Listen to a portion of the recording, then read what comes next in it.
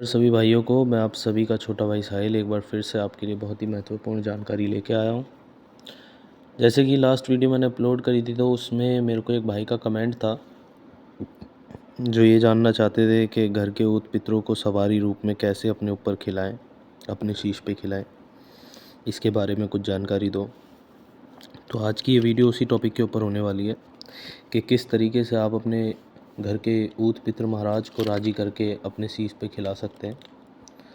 तो देखो, होता ऐसे है कि जिसके घर के ऊत पितर राजी उनसे सब राजी होते हैं, और जिसके शीश पे उनके घर के ऊत पितर आ जाते हैं तो ये समझ लो घर की पूरी जादू आ जाती है अपने आप। फिर उन्हें ज़रूरत नहीं पड़ती कि किसी की सेवा करें या साधना करें। एक अगर आपके घर का ऊत पितर किसी के शीश पे खेल गया तो वो अपने आप सारी चीज़ों को ले आता है।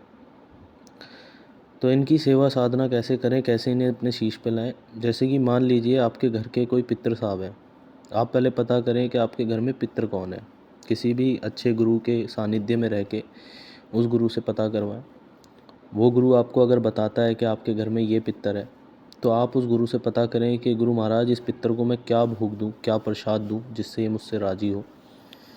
तो गुरु महाराज आपको बताएंगे कि भाई इसको ऐसे ऐसे भोग दे, सिरगट का दे या दारू का दे, या जो भी वो खाता है उस चीज़ का, मिठाई का, बर्फ़ी का, बताशे का, लौंग का, जो भी XYZ जो भी वो बताएं। तो आपको रोज़ शाम को, जैसे मैंने एक वीडियो बनाई थी कि पूरब दिशा में अपना दिया जलाना है, आपको वैसे ही उस वीडियो को देख लेना कि कैसे घर के ऊत पितर को राज़ी करें।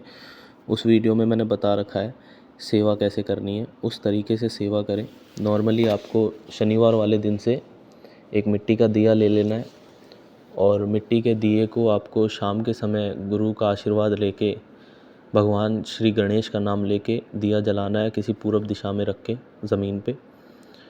और दिया जला के आपको बोलना है कि जय हो मेरे घर के छोटे बड़े ऊत पितरों की, और उस पितर साहब का आपको नाम लेना है, ये ऊत साहब का जिसकी आप सेवा साधना करने जा रहे हो, और अपने गुरु महाराज का नाम लेना है और नाम लेके वो दिया जलाना है। दिया जला के आपको अपने गुरु को याद करना है और कहना है कि हे गुरु, मेरे पे अपनी दृष्टि बनाए रखना, मैं ये अमुक कार्य करने जा रहा हूँ।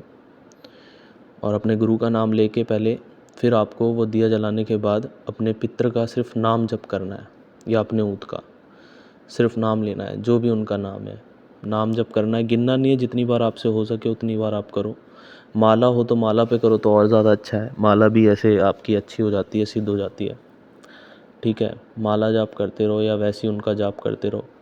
उनको याद करो, उनसे बोलो कि मैं आपका आवाहन कर रहा हूँ, आपकी पूजा करी है मैंने, आपकी चिरागी जलाई है, आप कहीं भी हों तो आप आएँ और मुझे दर्शन दें।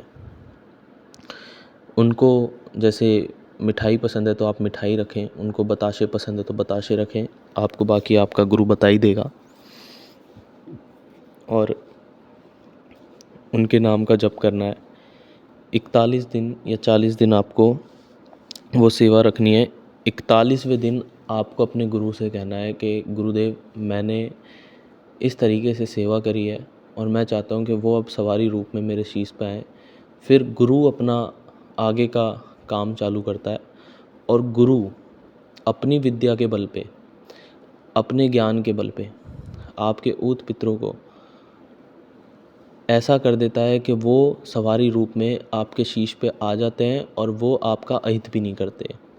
वो उनसे वचन पढ़वा लेता है, गुरु उनसे वचन में बांध लेता है उनको, ताकि वो चीज़ें कभी भी आपका गलत ना कर सके और आप भी उन चीज़ों से कभी कुछ गलत ना करवा पाएँ।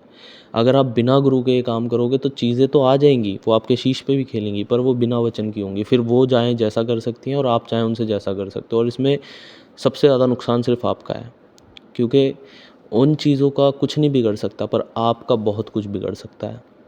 तो कभी भी कोई भी अगर किसी भी चीज़ की साधना सेवा करे या किसी को भी सवारी रूप में अपने शीश पे ले तो गुरु के सानिध्य में करे, गुरु के साथ करे। ठीक है, और गुरु अपने आप उन चीज़ों को वचन में बांध के आपके शीश पे सवारी रूप में ले आएगा, और वो चीज़ें अपने आप फिर आपके सवारी रूप में आपके शीश पे रहेंगी। जब आप उन्हें याद करेंगे वो तब आएंगी।